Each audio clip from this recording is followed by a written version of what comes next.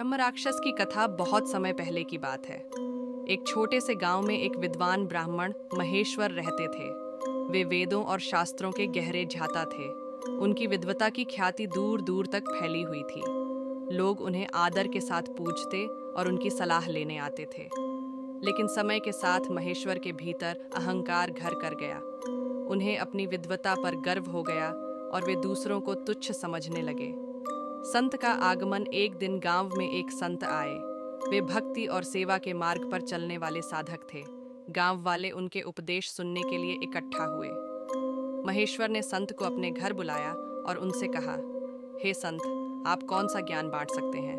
मैं तो पहले से ही वेदों और शास्त्रों का झाता हूँ। मुझे आपसे कुछ सीखने की आवश्यकता नहीं है। संत ने विनम्रता से उत्तर दिया, महेश्वर, ज्ञान केवल वही सार्थक होता है जो सेवा और भक्ति के लिए उपयोग किया जाए।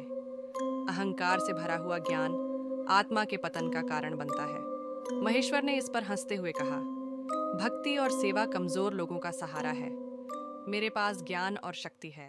मुझे इन बातों की आवश्यकता नहीं। संत ने चेतावनी दी, अहंकार तुम्हें विनाश की ओर ले जाएगा।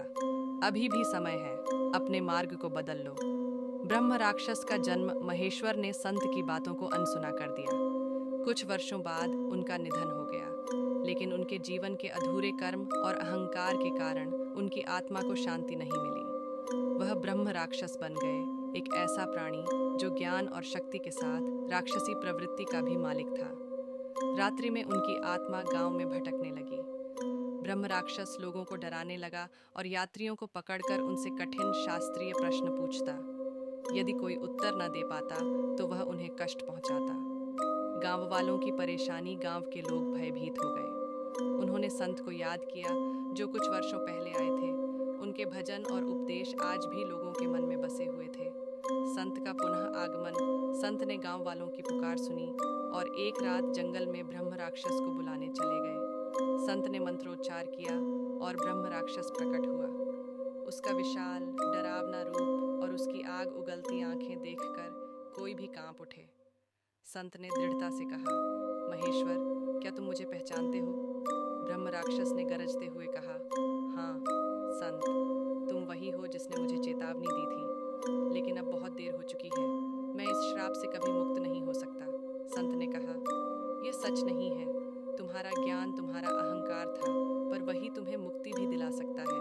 अपने ज्ञान का उपयोग सेवा और भक्ति के लिए करो। मुक्ति का मार्ग। ब्रह्म राक्षस ने संत की बात मान ली।